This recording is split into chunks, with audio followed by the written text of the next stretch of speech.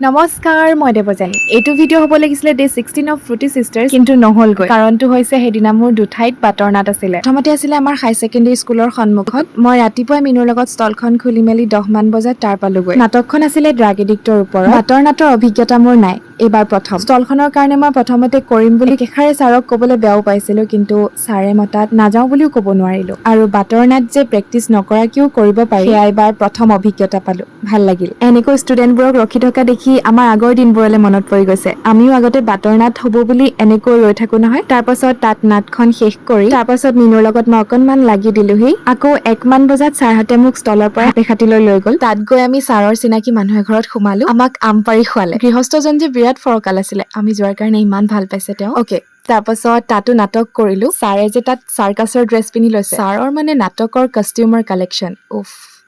তাৰ পাছত ভাত খাবলৈ বুলি আমাক লৈ গ'ল এখন নতুন হোটেল হিয়ামন জুবিনদা লাগি গৈছে ন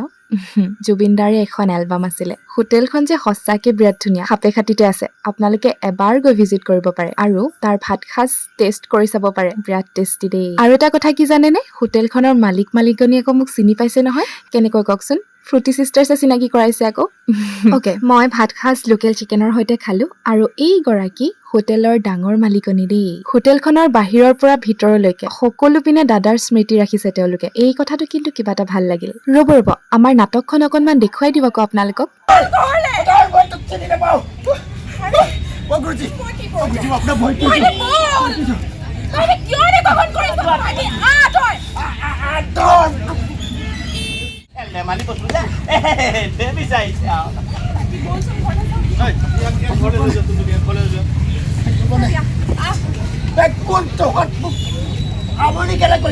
Okay, day 16 of Fruity Sisters mini ব্লগটো স্কিপ কৰি দিয়া হ'ল দেই এতিয়ালৈ এয়াই